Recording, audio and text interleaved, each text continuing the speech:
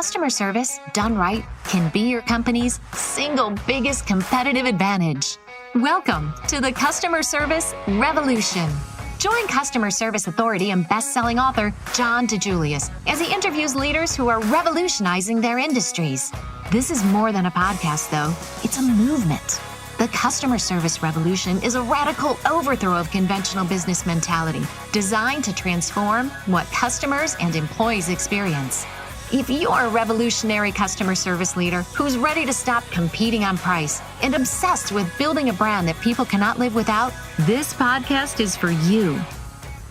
Welcome to the Customer Service Revolution podcast with John DiJulius. Filling in for John today is Dave Murray, Senior Customer Experience Consultant for the DiJulius Group. Today, Dave talks about the ultimate customer experience with author Scott McKain. Scott McKain is not only a fantastic author, but he is also a member of the Speakers Hall of Fame and the Sales and Marketing Hall of Fame. In today's episode, we chat with Scott regarding some very important topics, including what is the difference between the customers we attract versus the customers we pursue? The true importance of setting expectations. What is the primary differentiator for your business?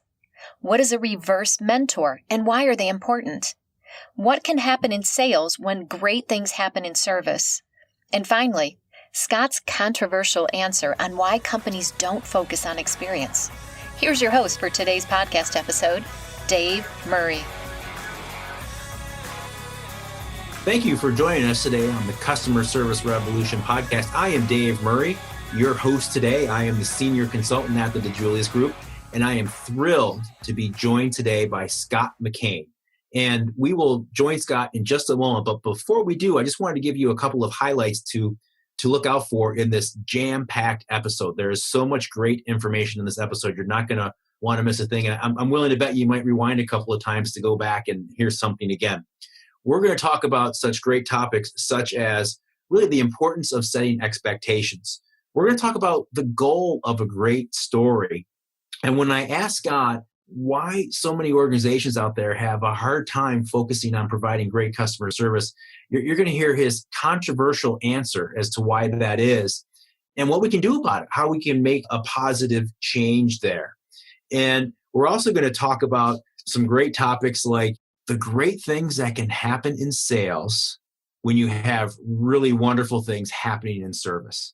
And I know for a lot of organizations, there is a division there between sales and service. But when service is firing on all cylinders, what that can do for sales. And so those are just a couple of great topics that we're going to touch on. It's a great conversation. I know you're going to enjoy it. So without further ado, let's get to Scott. Welcome, everybody, to the Customer Service Revolution podcast. We're thrilled to have you, and I'm excited about our guest today. We are joined by Scott McKain, and Scott is going to be at the Customer Service Revolution Conference this October when we meet back in beautiful Cleveland, Ohio. And Scott, it's so great to have you today. I'm thrilled that you're able to join us. Guys, David, it's a privilege. I really appreciate this. I've been looking forward to talking with you and obviously looking forward to being a part of the great event in October. So I have many, many friends who have appeared at the event and they all rave about what an exceptional experience that it is. So it's a real privilege to be here. And I'm looking forward to not only speaking, I just want to attend. It's such a great program. And I'm grateful for the chance to be with you today, Dave. Well, we're grateful to have you today and have you coming to the event. And you will enjoy it. You know, it's an event that is highlighted on a lot of people's calendars every year and is a must do. And I'm excited to share that with you because I know you'll enjoy it. Let me share with our audience a little bit about you. I know a lot of them know who you are, but for those that don't, let me just share a little bit about you. So some interesting facts about you, Scott. First of all, you've done over 2,000 presentations in over 36 countries. That's pretty amazing. Oh, and all 50 states, right? Yes. That's pretty impressive. Sooner or later, I'm going to get it right. You know, I keep working on it. Yeah. You're also a corporate educator in residence at High Point University. I do want to ask you a little bit about that when we get into our conversation. You bet. You are a member of the Professional Speaker Hall of Fame and the Sales and Marketing Hall of Fame. Those sounds like pretty cool organizations to be a part of. And you've also written some pretty cool books and have some amazing titles. I really enjoy the titles of your books. So let me just read a couple of them.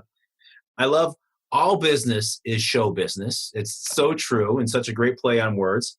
What customers really want. Another one of your titles is Create Distinction, and we're going to talk about that a little further in our conversation. And then iconic, which is another great word. Where I want to start, though, is one of your books, The 7 Tenets of Taxi Terry. And why I want to start there is because there's a quote about that book by Jeffrey Gitomer that I just think is fantastic, where Jeffrey said, buy this book, read it, and put it into practice. It's that simple. You need to have this book. Can you just tell us a little bit about the inspiration of Taxi Terry? I appreciate you asking. Many years ago, Dave, I was giving a speech in Jacksonville, Florida, and flight's late. We've all been there. Just flight's late, beat up, got to get to the hotel, early morning meeting, not going to get much sleep. And I'm standing in line to get a cab, and I just want to get to the hotel. And this amazing cab driver picked me up and made it an ultimate customer experience. And I started telling about that experience. And the funny thing happened was that somebody that was in an audience, I was speaking to all the managers of a national clothing retailer, and they videoed it and put it on YouTube. And the next thing we knew, it had over 100,000 views, which is, it's not much if you're Beyonce, but it's a whole lot if you're just a guy telling a story about a cab driver. And it went viral, and I got a call from McGraw-Hill, and they said, man, we love that YouTube video. Would you write a book about what you learned on that cab ride? And it really got me thinking about the several points of execution that Taxi Terry utilized to make certain that I had that ultimate customer experience. And I've been talking about the ultimate customer experience for a long time. Matter of fact, that's going to be the name of my next book, and it's going to be coming out this fall. And it was really interesting when you really analyze. I'll give you an example. When he pulls up, he asked me, are you ready for the best cab ride of your life? He set an expectation that it was going to be an extraordinary experience. Yet, what is the initial encounter that most customers have with our respective organizations? It might be an email hawking our product. It might be before the pandemic, we walk in a store and, hey, can I help you? What are you looking for? So setting the expectation was one of the things that I learned was so important in the delivery of the customer experience. So as I went through it, I found that there were really 7 things that Taxi Terry did, and I've ridden with him now many, many times, and that he executes in every encounter that he has with the customer, and that became the basis of the book. Wow, that's a great story. And selfishly, I have a client that I go down and see pretty often in the First Coast, as they call it, down in that part of Florida. So I might have to ask you for Taxi Terry's number. That would be great. Laura Gassner-Otting, who has an incredible book out called Limitless, right before everything broke with the pandemic, she was speaking in Jacksonville, and she called him and she to pick her up. Well, anyway, I didn't know she was going to do that. And she gets back and she sends me this wonderful, wonderful note that now she's a Taxi Terry fan and knew all about his wife and all about the business and everything. So I've been very, very fortunate to be able to some business, to Taxi Terry in a good way. And I really think that speaks to what we're all about. All of us that are passionate and concerned about the customer experience the experience is so important. 2 primary reasons: repeat business and referral business. That's where business comes from today. Are our current customers coming back?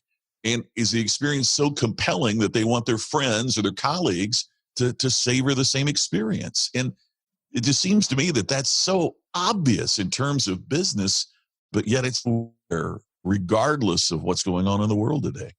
Yeah, and I just want to add, too, you and I were discussing before we went live today, that for those of you listening to the podcast today that will be attending the Customer Service Revolution Conference in October, Scott will be sharing the full Taxi Terry story. Because you mentioned that people that are in that audience understand and they're passionate about the service they're providing. They're just looking for ways to get better. They're looking for ways to share best practices. So they'll really, really enjoy that story.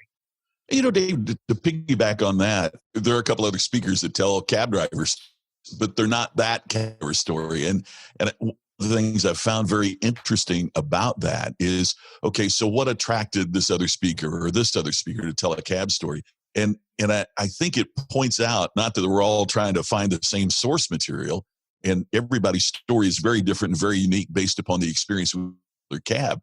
But it points out that the experience is a primary differentiator.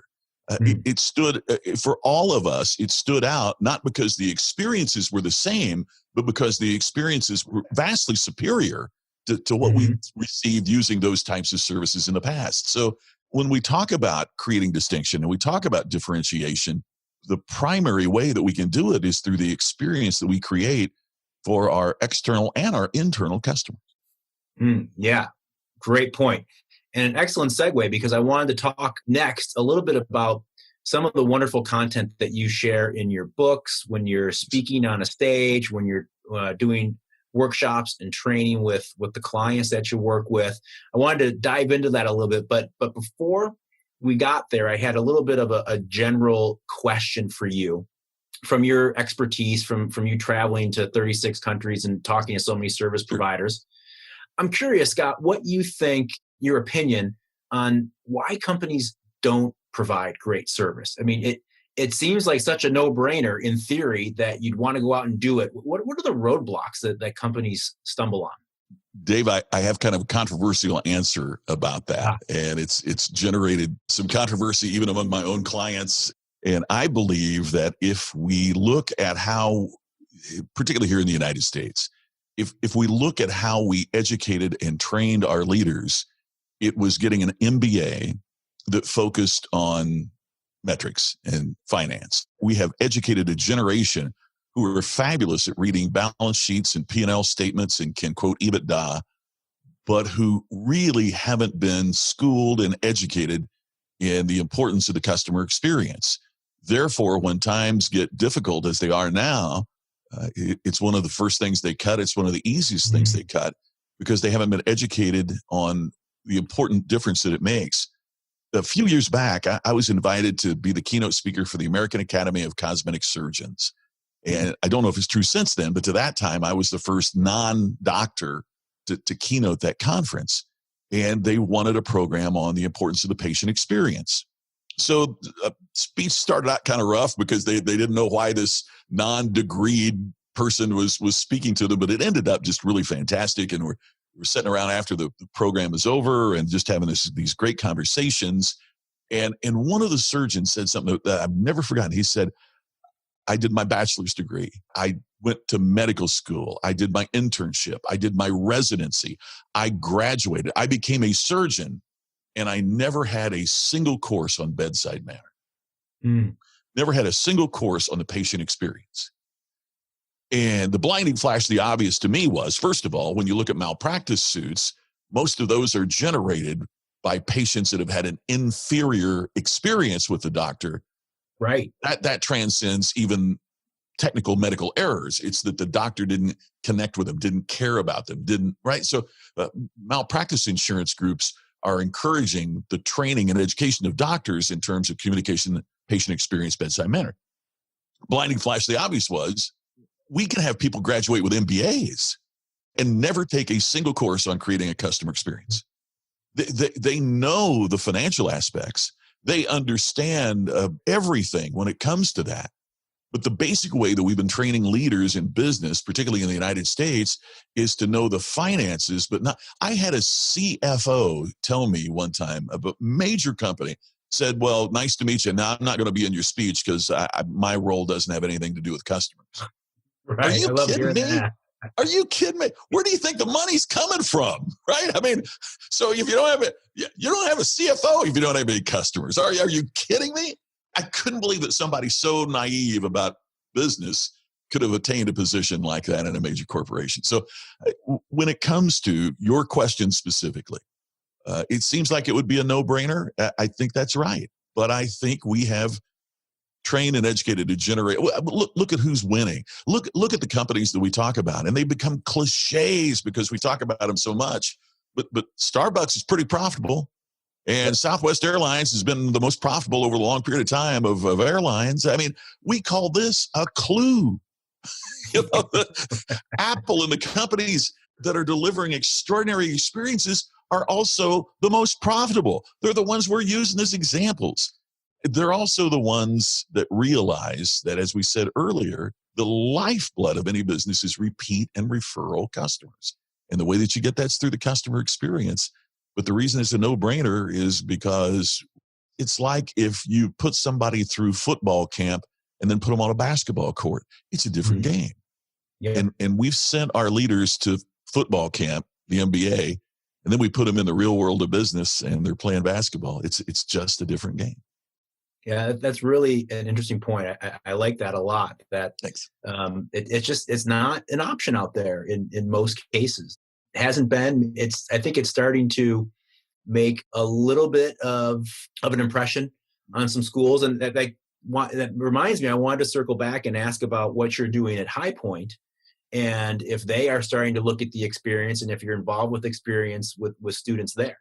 The visionary president of High Point University, Dr. Nito Quabain, has been a friend of mine for a long, long time, even before he, got into his current role. But he was a consultant and speaker and author, and through other things, and got involved in the banking industry, and is on the board of the new merger of SunTrust and BB&T. He's on their board of directors. Just an amazing, amazing person. And as you might imagine, with his understanding of the real world of business, he wanted to make certain, after he got invited to be the president of High Point University, he wanted to make certain his students had a real world understanding of business. So he created what's called the in-residence faculty. And that's folks that are in business that can talk to the students about not only what's happening in business today, but what they can anticipate when they enter the business world so that they can be distinctive of the new hires for tomorrow. So Steve Wozniak, the co-founder of Apple, is the innovator in residence. Mark Randolph, the co-founder of Netflix, is the entrepreneur in residence. Cint Marshall, who is the CEO of the Dallas Mavericks, is the executive in residence. So I see my name in there, and I think one of these things is not like the other, right? What's wrong? What's wrong with this picture? How did I make this cut? But I am the corporate educator in residence, and so my role with students is to go to High Point and to talk with them about, okay, here's what Apple is hiring me to come talk to their professionals about. Here is what Porsche is inviting me to speak to their dealer owners about, so that they are getting it not from theory, but from actual practice. And U.S. News and World Report named High Point as the most innovative university in the United States. Yeah. And it has really been extraordinary to see what has happened because of the visionary guidance of Nito Quabain. And it is just such a privilege and thrill to be a part of that. And the students will knock you out. I mean, it's just amazing the questions they answer and how excited they are and how serious they are simultaneously, right? I mean, sometimes we see students are full of enthusiasm, but yet not the discipline and rigor that it takes to attain success. And I'm just consistently amazed about the extraordinary students that they have there and just the passion and commitment that they have for success. That's amazing. And congratulations on that appointment. That sounds like it's a really fun thing to do. And I bet you learn a lot from them too, just from what they're asking, their interpretation of things that you're talking to the business world about, how they view that. That must be really interesting for you. You know, Dave, that's an exceptional point. I really appreciate you saying that, because one of the concepts that I came up with as a result of that is the importance of a reverse mentor. Typically, we've thought of mentorships as, somebody like me comes in and talks to these students and helps them and mentors them through this process. But to your point, exactly, you learn so much from them in terms of how everything is changing.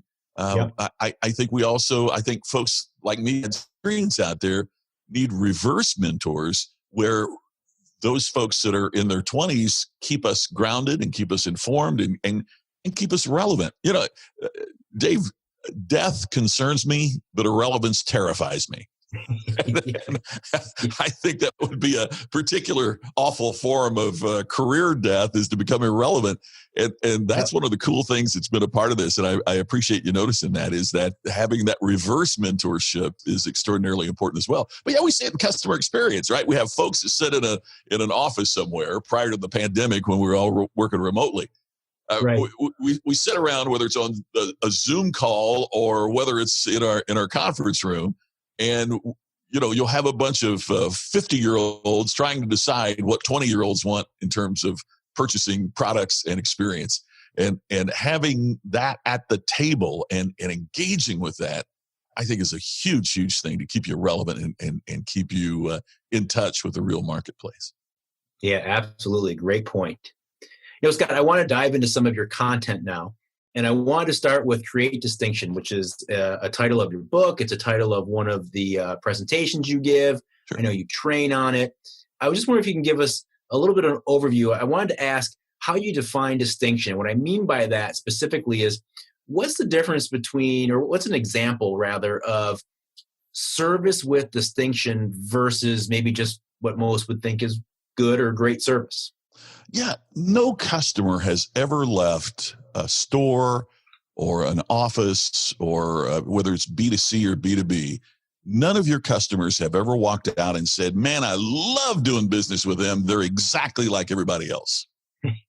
I mean, if you're exactly like everybody else, there's nothing compelling about it. I mean, that gets back to what we were talking about the taxi drivers, right? The reason that we've come up with taxi stories is because we get out of the cab and go, I've never had any experience like that, right? So we know that setting yourself apart can contribute to the development of engagement and loyalty on behalf of the customers. I've got a buddy, maybe you've talked to him before, or he's been a part of this before, Mark Sanborn. Mark and I met when we were like 18. We were both in the same student organization. And, Mark has this great analogy where he talks about the importance of setting yourself apart through Fred the Postman and his book, The Fred Factor. So part of what Mark and I talk about is, it doesn't matter if you're a taxi driver or a postman or whatever it might be, doing something different raises you to the top. But the more I analyzed it, the more I realized that it wasn't just different. If I slap every customer in the face, I am different. I was on a program a while back, and the speaker said, different is better than better. I wanted to jump up in the back of the room and go, no, it's not. Right? I mean, if I take my car in for service and it doesn't run, when they tow it out, I go, that's different. but I'm never coming back. Right? So distinction to me is meaningful differentiation from the customer's perspective.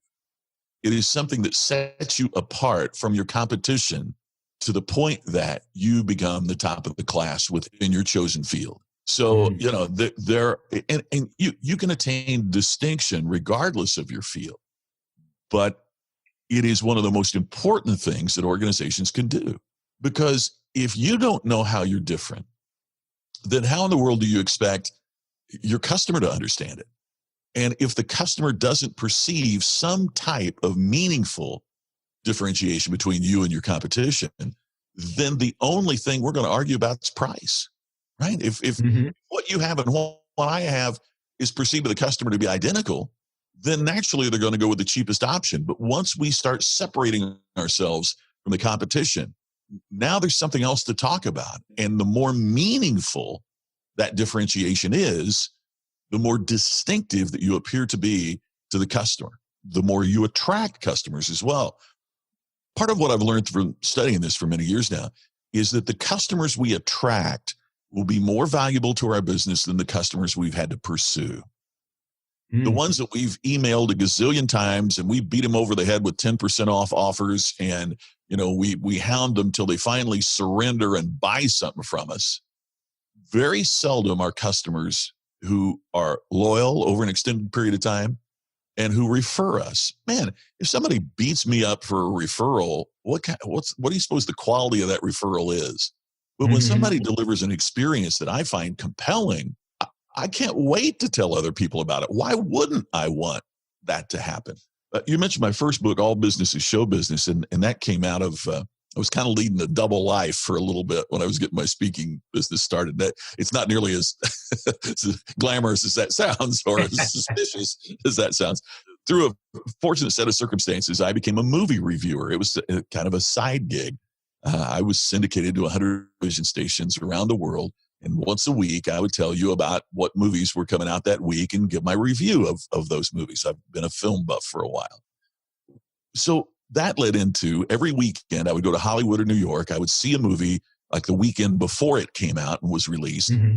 And then you'd interview the stars of the movies. And one of the things that I saw was that there were things that show business was doing that every business I was speaking to during the week needed to be employing. Mm-hmm. In other words, show business succeeds when it creates a compelling connection with the audience. You care about what happens to the characters. Right. You care about how the story is resolved.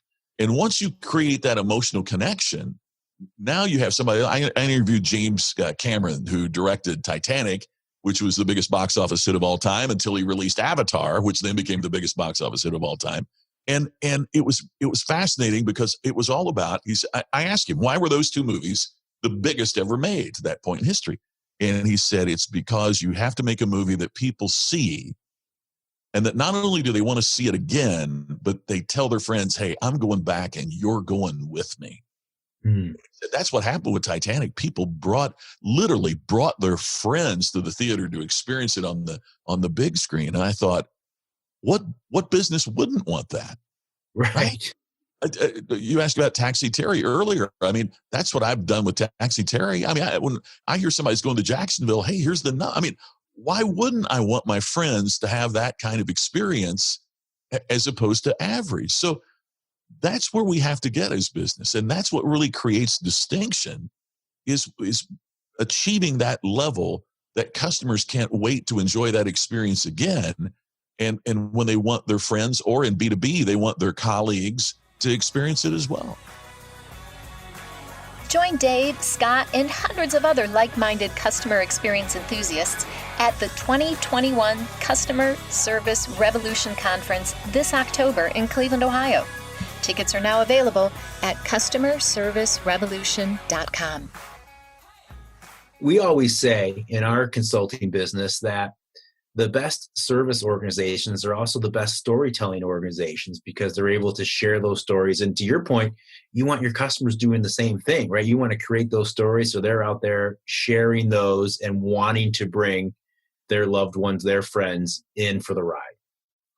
There are 4 cornerstones to the distinction, and the third of the 4 is communication. And I really talk about storytelling as a part of that as well, Dave.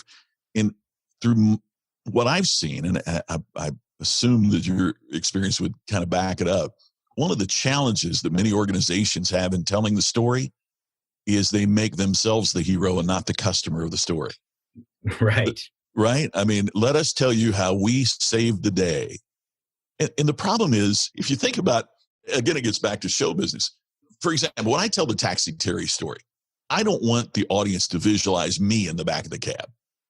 To me, whether or not I've done the best I can do at constructing and delivering that story is based on, as I get into the story, does the audience, does she or he see himself in the back of the cab? Not me, but themselves. Right. Because once the audience starts seeing themselves in the back of that cab, and that they are having the experience rather than hearing me talk about my experience, now all of a sudden the story becomes infinitely more meaningful.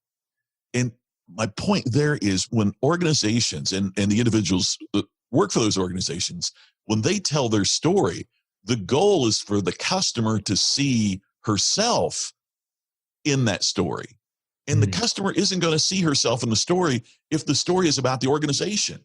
They're only going to see themselves in the story when the story is about a customer who had a conflict and a challenge. And now they visualize, well, that's my conflict. That's my challenge. What did they do? How did this all work out?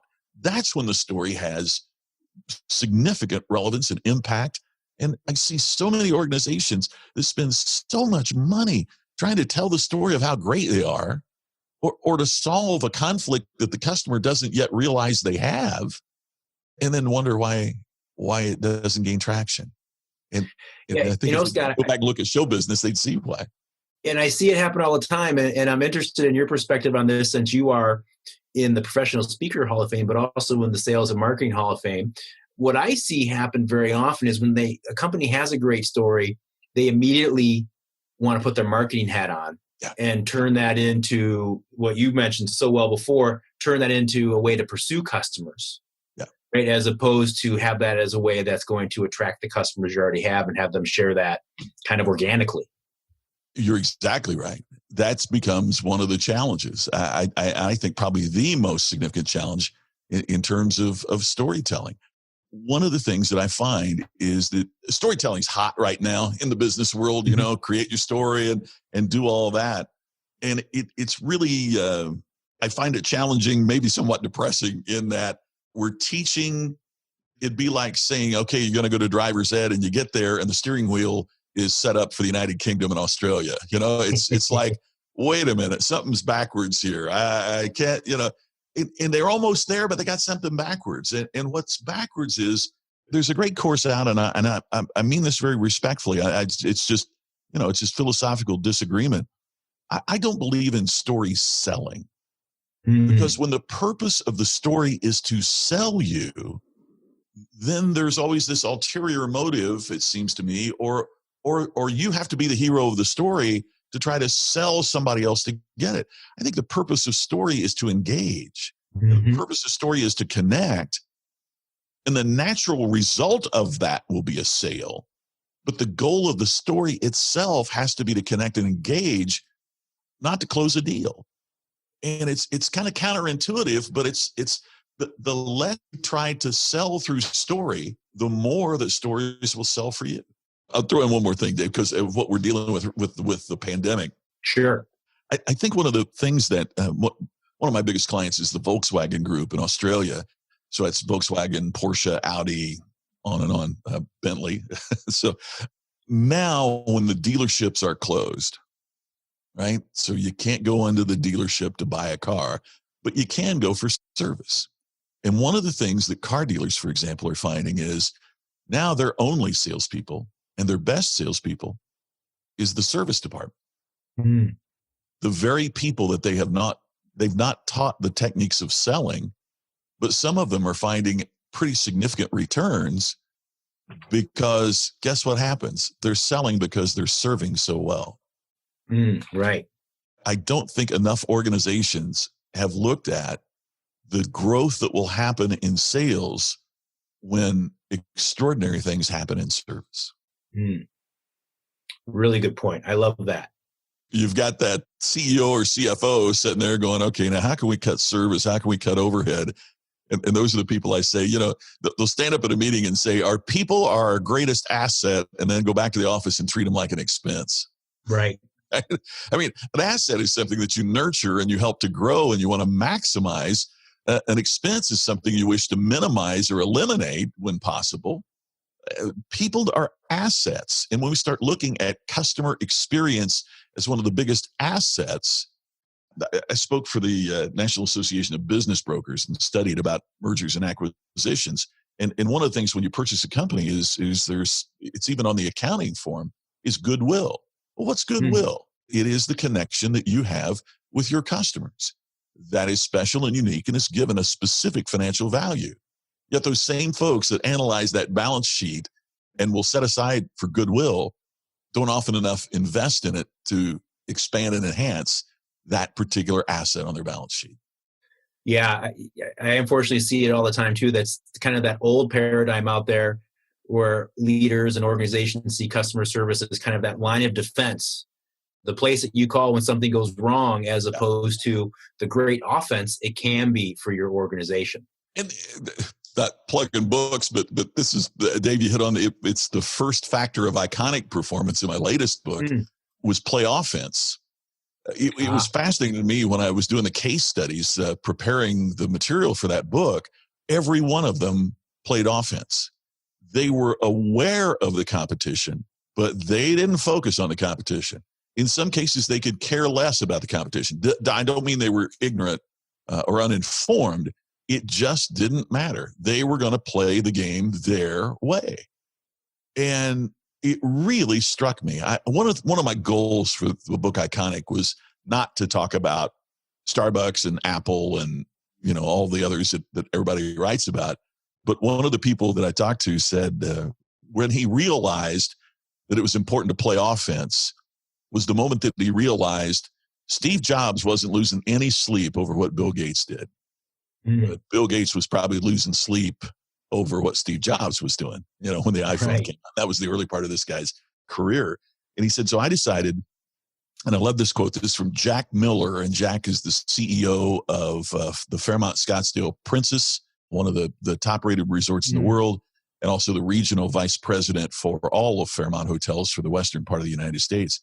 And Jack had this great line. He said, as we were going through this, he said, I realized that every moment I was focused on my competition stole a moment I could be innovating to make them irrelevant.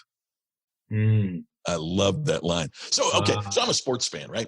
I've always heard as a sports fan, defense wins championships. That's a mantra in sports. Defense wins championships. Until I ran the numbers. More top 10 offense teams have won the Super Bowl than defensive teams. The better offensive team have won the vast majority of NFL playoff games. So even in the sport of football, where defense wins championships is the mantra, the data doesn't back that up. Interesting. Offense wins championships. And I think the same is true in business. Finding our plan and how we're going to serve our customers and contribute to our own uniqueness is a significant aspect in getting the kind of business that we want. Yeah, great stuff. You brought up iconic, Scott, and I want to get there. But before I do, I did have a question for you on the ultimate customer experience, which I know is a topic that you speak on, train on. I think you said it's your next book that's coming out. Is that correct? Yeah, we had a short version that distributed to customers, but I really into it. We have the federally registered trademark on the term the ultimate customer experience. And I thought, wow, we've got that trademark, and I've never even written a book about it, right? So we've got that coming out. In fact, one of the things that we, as our goal, is to kind of be the post-pandemic guide of how to deal with customers in a rapidly changing world of business. So it's important to realize there are going to be tweaks that we have to make, but at the same time, the basics are still the same. Well, I know that one of the things that you talk about in that concept is giving the customers what they want, right? It's finding out what they want and giving it to them. And I'm just curious if you could share a little bit of how do companies go about finding that? How do you direct them to really understand what that is? Sure. I think there's a formal and an informal process, but I think the key is awareness. So the formal process is, I'll give you an example. I was doing a program several years ago in the financial services industry, and I should have written down the guy's name. I do not know the name of the person that said that. I know he worked for Accenture Consulting because I've got that in my notes and these copious notes that I was taking. And Accenture was given a project by Morgan Stanley to determine why was there a vast difference in terms of client retention and assets in Europe as opposed to the United States. What were they doing different over there that we're not doing here, right? And the assumption was, how can we train our advisors to give better financial advice? That was the assumption going into it. Our advisors aren't as good at dispensing the accurate financial insights as well as they wasn't that at all. Wasn't that at all. So if you came into their office in Europe, they knew how you drank your coffee. So you're there. If they brought you coffee and you put sugar in it and a little bit of cream, they made a note of that. And they put that in their CRM. So the next time that client came in, they would place a cup of coffee in front of them, already prepared that specific client's taste. Now, I don't know about you. I mean, I'm sitting here drinking my coffee here today. If somebody knows how I drink my coffee, subliminally, I think, man, they know me. Yeah. And I'm more connected. They would ask what the favorite music is, just in conversation, what do you like? And so the next time that client came in, that was what was playing on the sound system in the office. So the client comes in and his favorite music is on, or her coffee is prepared perfectly. And it was those touches of personalization that really made it extraordinary, that multiplied over thousands of client experiences. The late, great Jim Rohn had something in a program of his that has stuck with me forever. And the quote is this: that which is easy to do is also easy not to do, which is why most won't do it. So to make a note of how your customer takes their coffee, or to make a note of, at Fairmont, I have an allergy to green onions. Yeah, it's crazy, but I'm allergic to green onions. So now I go in a Fairmont hotel for breakfast anywhere in the world, and I've had waiters say, and Mr. McKain will remember to leave off the green onions. Wow. Are you kidding me? But it's just in the program. It's just part of a commitment to noticing and acting. And because it's easy to do, oh, I notice you're allergic to this. It's also easy to go back to the computer and enter that into our customer database. But it's so easy to do. It's easy not to do. And therefore, the vast majority of organizations don't do it. Now, should I make a point of where I invest for my retirement based upon them knowing my coffee? Sounds silly. Yet, on the other hand, why wouldn't I want to invest at a place where I feel like they know me, care about me, to remember how I drink? So I think that gets down to the essence of it is, Pine and Gilmore wrote a book many years ago about mass customization, which sounds like an oxymoron, but we now, through technology, have the ability to create mass customization. And I had I'd done a lot of work in terms of the client experience in financial services. And it's kind of an old story. I didn't know it at the time. It was the first time I'd ever heard it, but I had an advisor say, okay, see those people sitting in the middle? They're not making much money. They know their clients' names. See the people with the window offices? They know the client and spouse's names. And I look at this guy's office. He's got a corner office overlooking the ocean. And he said, I know the dog's name. The more you know about your clients, the more you engage with your customers, the deeper, the stickier the connection is for our mutual benefit. It's great for the client. It's great for the customer too. It's not manipulative. It's how we engage them and show that we care about them. You brought up the point of, what we rather invest our funds in an organization like that as opposed to an organization that didn't know us. And I think maybe a little more negative way to look at it, but another example of that I've heard before, which I think is apropos, is it's easier to fire a piece of paper than it is a friend, right? So if I get that renewal letter in the mail, I'm like, I'm done with them versus I need Scott. I can't live without Scott. Spot on, Dave. Spot on. Because as a client, if they don't care about me, what's my assumption about their level of concern about my retirement and my money and my finances, right? Yep. So it's spot on. I couldn't agree with you more. I wanted to jump over to iconic. It came up in our conversation already. I know that you talk about the 5 factors of iconic performance. You brought up that storytelling and communication is one of those. I was just curious, though, it's almost like what you speak about, what you write about, what you train on, it's almost like a progression of what organizations need to do to become iconic, if you will. And it's like being an iconic service provider, an iconic organization is the goal. And I'm just curious, do you sometimes see organizations try and move too quickly? Do they try and skip some steps and Yes. get to the end game and lose the momentum along the way? At the risk of sounding like my professor when I took a course in logic in college, you can be distinctive and not be iconic, but you can't be iconic without first being distinctive. The distinction I defined in that book as superior choice in your chosen endeavor, in your chosen field. So if I'm a doctor or a dentist, I have all these reps from pharmaceutical companies that are calling on me. But I'll bet one person really stands out. And there's something about her that makes her distinctive from all of the plethora of people that want my business. And so she would stand out in her field. But yet you think about a doctor, there are some doctors that you'd say, man, that's the best doctor I've ever had. That would be distinction. There are some doctors that you go, man, I wish my lawyer ran his office the way the doctor runs her office. I wish the bank worked the way that that's iconic. When you become the standard by which your customers judge everybody, not just in your field, but everybody, that's iconic. And I've had some people that have read the Iconic book, and that's why the first part of it kind of reviews what distinction is. But it all begins, you can't be distinctive or iconic without delivering a superior level of service to your customers. It just can't be done. And so I see them, I've had companies in the past and that I've done some consulting with that it's like, hey, folks, we got to tap the brakes here for a second, right?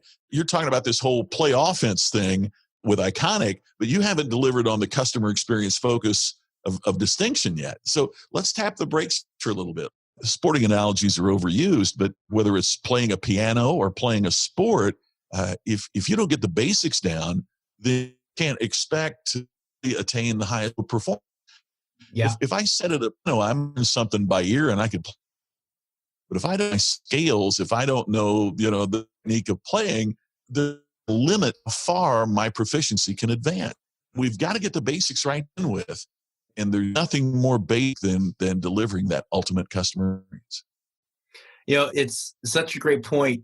And we see it in our business very often where sometimes organizations get all excited about going above and beyond, right? And in this day and age, maybe we'll go viral and we'll get some traction, but they're not meeting basic expectations first. And so they're trying to skip ahead. And if you're not meeting those basic expectations, you're not going to get very far. I was working with a group of car dealers, and the service people were like leaving a rose on the seat for the females who brought it in, or laying a copy of a sports magazine on the seat as a thank you gift. But they weren't fixing the cars right.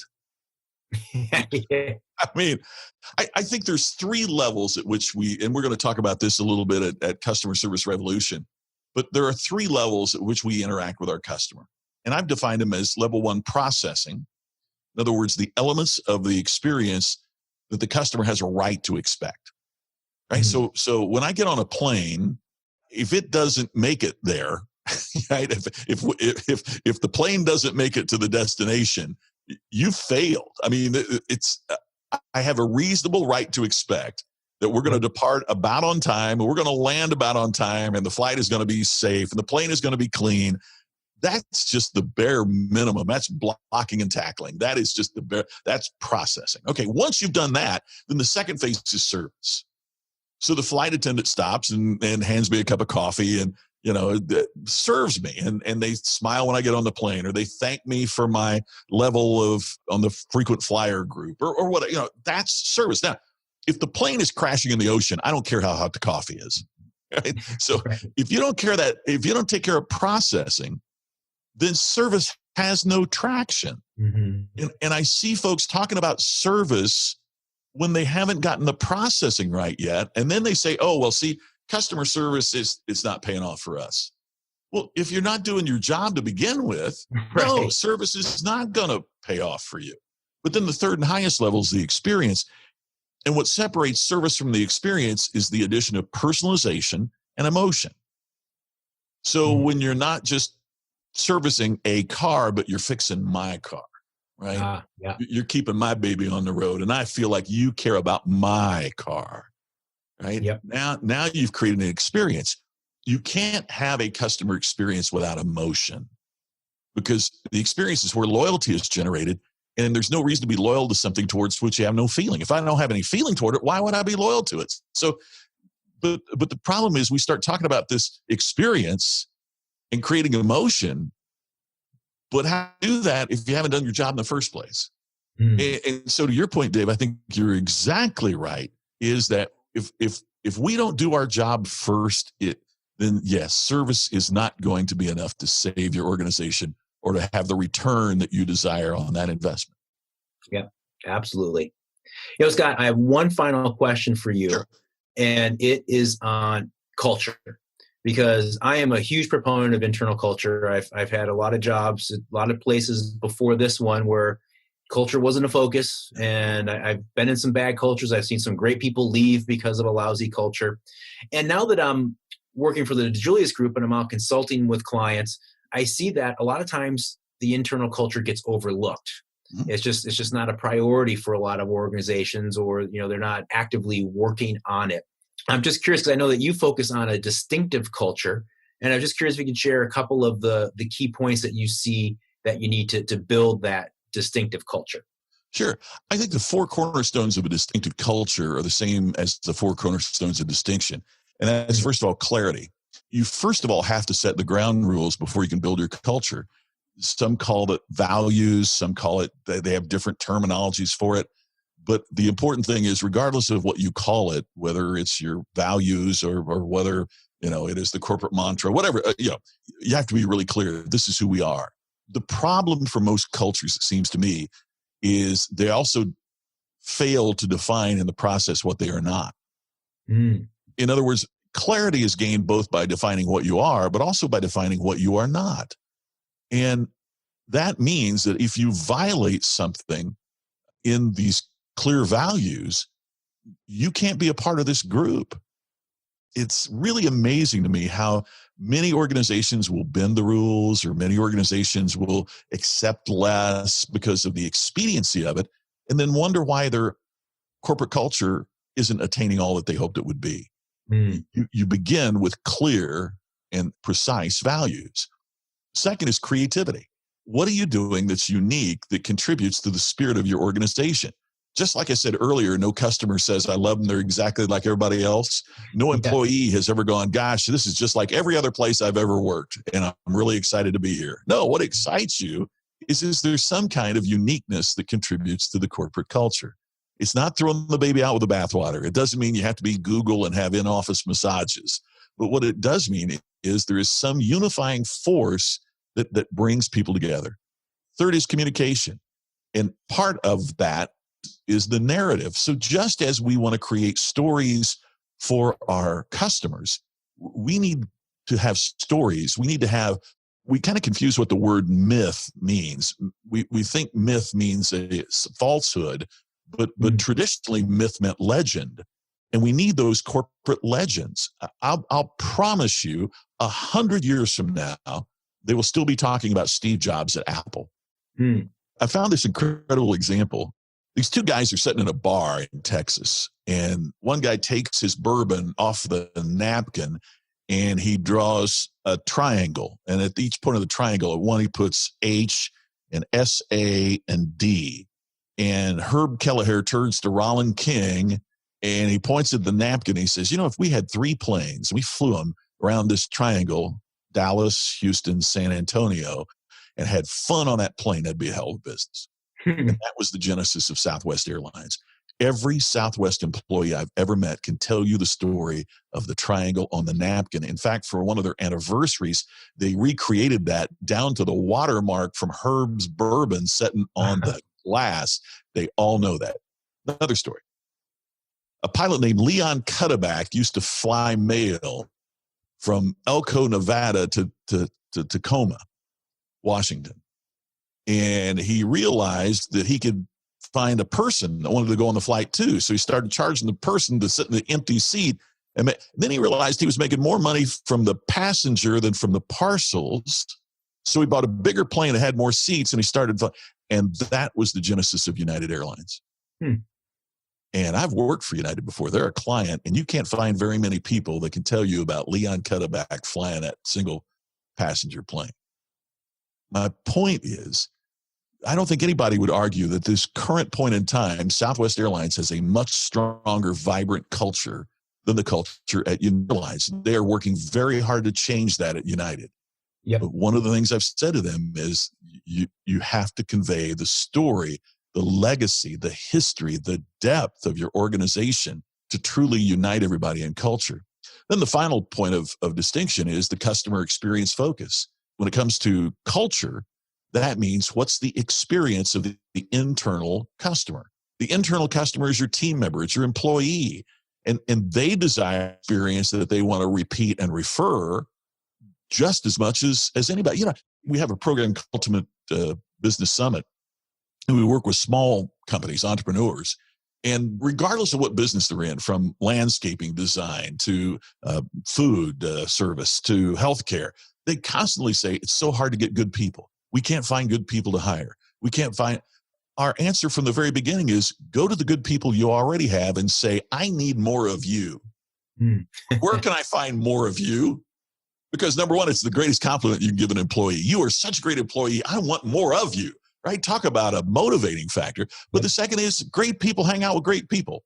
And pardon the assumption, but duds tend to hang out with other duds. Right. So go to your good people because they're probably hanging out with other good people. And if you've created an experience that's so compelling internally that they want to repeat it, then they're also going to want to refer it. And that could be your greatest source of recruitment and attraction for your company. So the culture is absolutely cool, but it begins with clarity and then doing something creative and communicating your story internally as well as externally and creating that experience that your employees want to repeat and refer. Great stuff. I'm sure some people in our listening audience picked up a couple of great tips just from that, so. and make some good changes immediately, because it's such an important thing. And unfortunately, in most organizations, it doesn't get enough time and effort, at least as much as it deserves. Exactly right. Yep. Thank you, Dave. Scott, It's been great being with you. Boy, gosh, what a great conversation. I really appreciate your time. Thank you. I'm so thrilled you were able to join us today, and I can't wait to see you live and in person in Cleveland in October at the Customer Service Revolution. I can't wait. I'm sure that our attendees can't wait. It's going to be fantastic. You're going to give so many great usable tips that people can take back and use almost immediately. It's fantastic. I appreciate it, Dave. I can't wait to. I'm really looking forward to seeing you in Cleveland in October. Well, thanks again, Scott. And thank you for joining us, everyone, today on the Customer Service Revolution podcast. We will see you in Cleveland in October, and we'll see you on this show the next time. Thanks for joining. Thanks for joining Dave and Scott on this week's episode. To hear more, subscribe to the Customer Service Revolution podcast now on iTunes, Spotify, or wherever you listen to podcasts. Thanks for being part of the Customer Service Revolution.